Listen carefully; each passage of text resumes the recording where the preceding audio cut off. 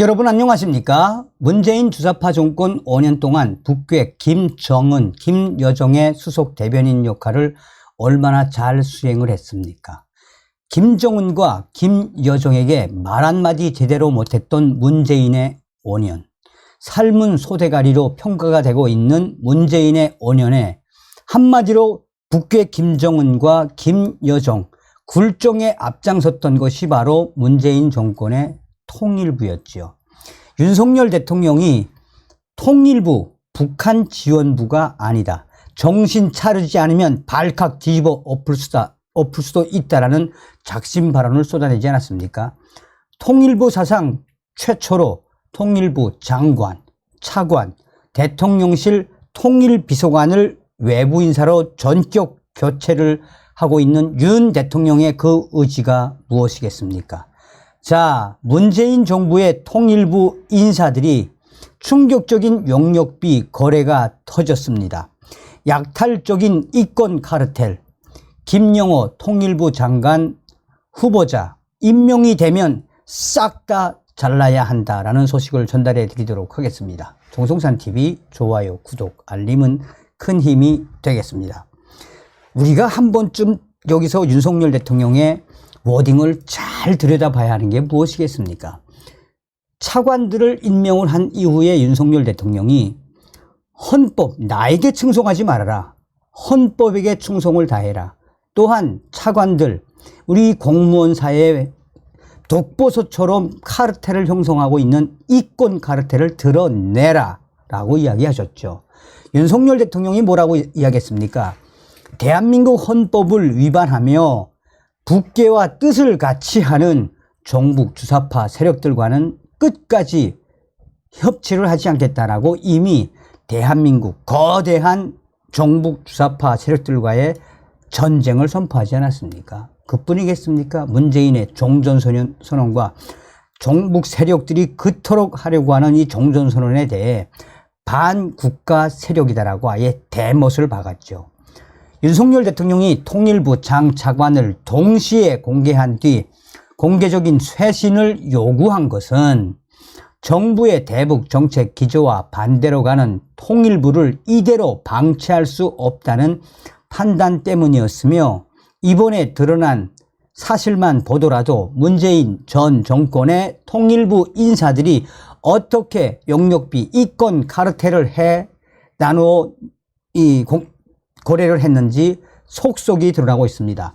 윤 대통령은 이러한 결정을 내리기까지 대통령실, 공직기강 비서실 등을 투입해 1년여 통일부에 대한 다각적인 점검을 진행했다라고 전하고 있습니다. 때를 기다렸다는 거죠. 권영세 통일부 장관 임명을 해놓고 1년 동안 윤 대통령 감찰을 비슷한 감사를 하면서 때를 기다렸다는 거죠. 그리고 점검 결과 통일부의 인적 쇄신과 조직의 구조 조정이 불가피하다는 결론이 도출됐다라고 전하고 있습니다. 여권의 고위 관계자는 윤석열 대통령이 언급한 통일부의 약탈적 이권 카르텔, 대북 지원부 등의 말은 1년여 고민 끝에 내린 결론을 가장 압축적으로 표현한 말이라며, 신임 통일부 장관, 차관의 인선은 정부의 국정기조에 맞는 통일부의 이 전면 개편을 의미하는 것이라고 강조했습니다. 그러면서 앞으로 김영호 후보자가 통일부 장관이 되면 최소한 수십 명을 쳐야 한다라는 일각의 주장도 터져나오고 있습니다. 문재인 정부 인사가 윤석열 정부 정책을 설계하고 있었습니다. 정부가 통일부의 근본적 체질 개선을 요구하게 된 핵심 배경은 1차적으로 연구 용역 몰아주기와 관련이 있다라고 전하고 있습니다. 복수의 정부 소식통에 따르면 전임 문재인 정부와 현 야당의 통일 외교 안보 라인, 싱크탱크에 직간접적으로 관여했던 전문가 그룹이 정권이 바뀐 뒤에도 여전히 통일부가 발주하는 주요 연구 과제를 독식하고 있는 구조에 대한 심각한 우려가 제기됐습니다. 비유하면 문재인 정부 대북 정책 입안에 관여했던 인사들이 윤석열 정부의 대북 통일 정책 설계를 담당하는 황당한 상황이 지속되고 있는 셈이라며, 사실상 문재인 전 정권의 통일부 인사들이 충격적으로 연구 용역비를 나누어 쓴 그 실태가 이번에 드러났다라고 전하고 있습니다. 실제로 지난해 5월 이후 지난 5월까지, 그러니까 작년도 5월부터 이번 5월까지 공개된 통일부 발주 외부 용역 가운데 정책 연구와 관련된 주제 13건의 수주 결과를 싹 다 전수조사를 한 결과 절반이 넘는 7건의 연구 과제를 사실상 문재인 전 정부와 관련된 인사들이 맡아 진행했던 것으로 충격적인 실체가 드러났습니다.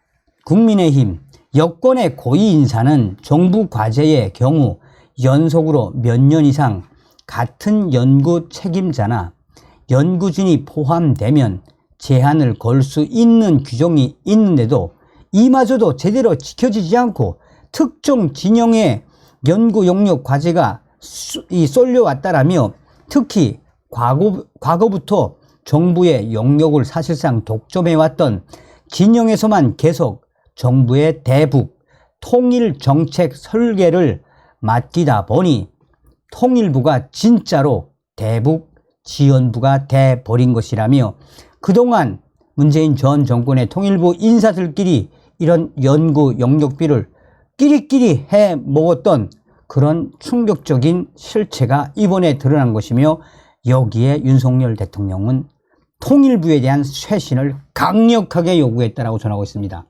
또 다른 정부 인사도 통일 분야의 연구에서 통일부의 과제를 수주하느냐, 또 해당 연구자 및 기관의 명성에 직결되는 핵심 이익이 걸린 사안이라며, 윤석열 대통령이 부천의 약탈적 이권 카르텔을 왜 언급했겠나?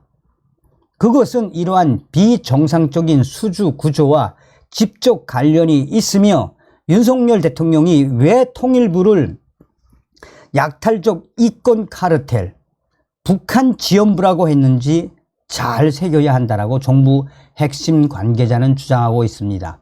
자, 문재인 전 정부의 통일부 핵심 관계자들이 이러한 일감 몰아주기는 아직 입찰 정보가 공개되지 않은 최근까지도 계속되고 있습니다.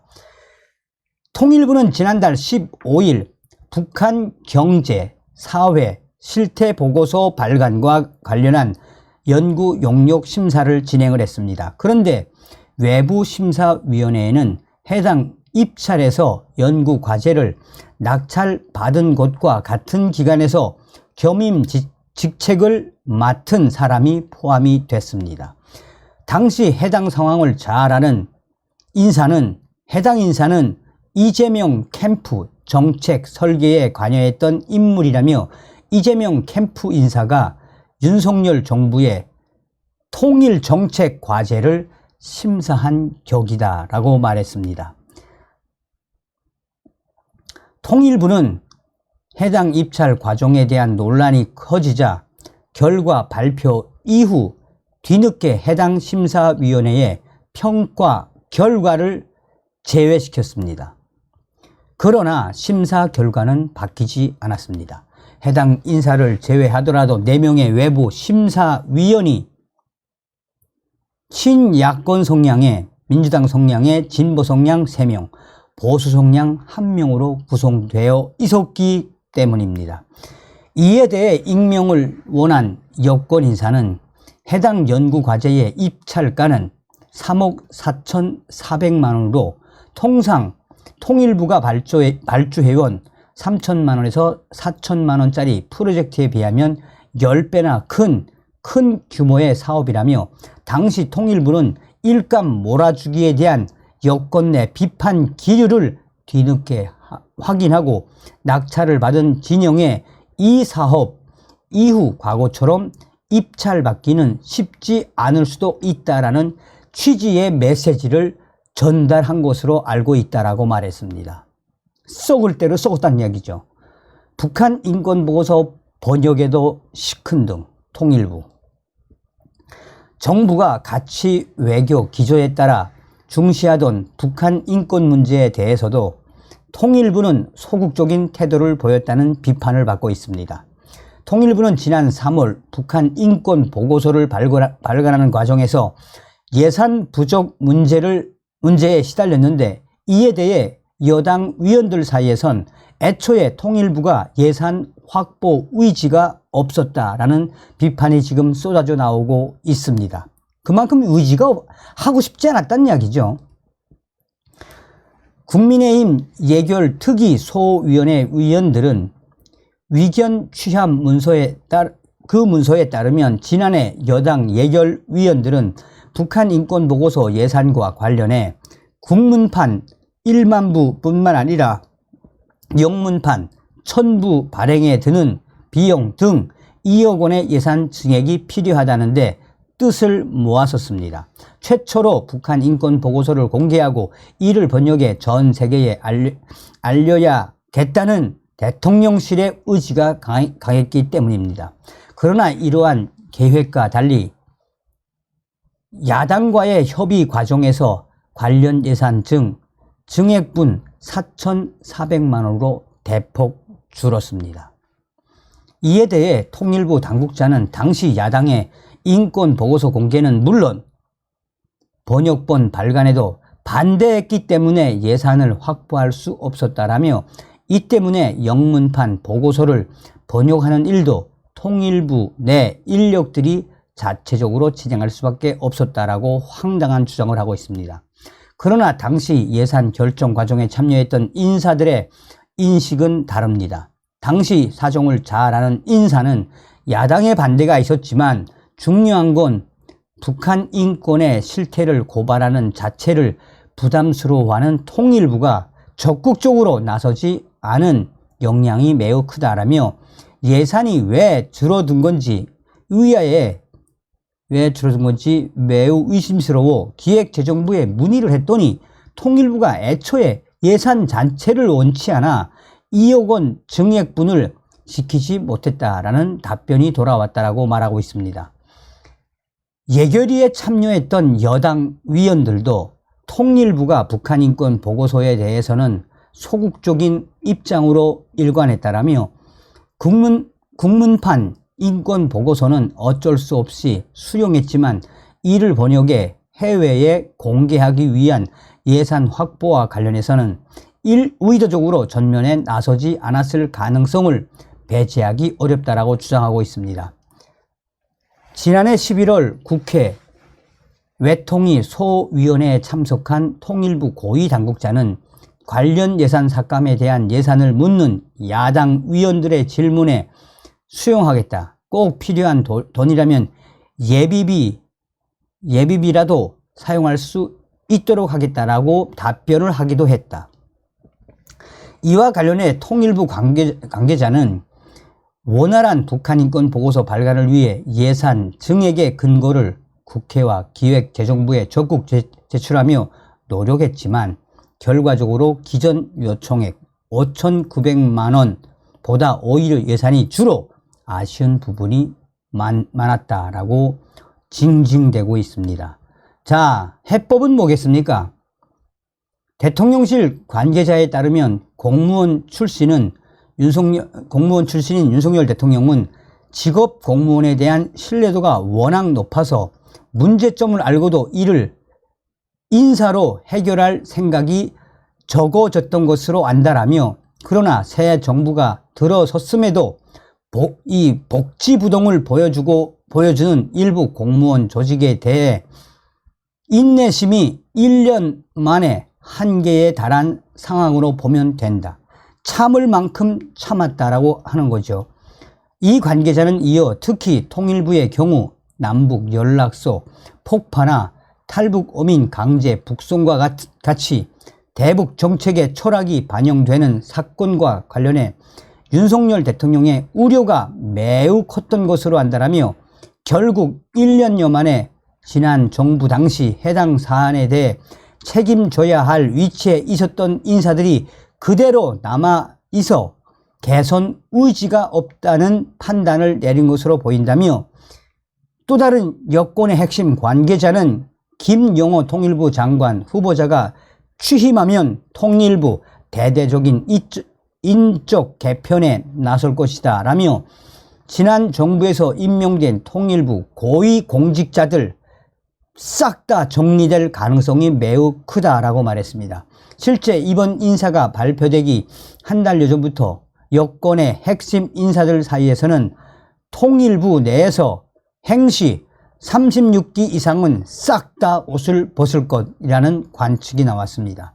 공교롭게도 현재 통일부 내 1급 이상 고위 공무원 중 전임 문재인 정부 때 승진한 인사는 36기 이상, 이번 정부 들어 승진한 인사는 37기입니다. 다음 시간에 뵙겠습니다. 별공.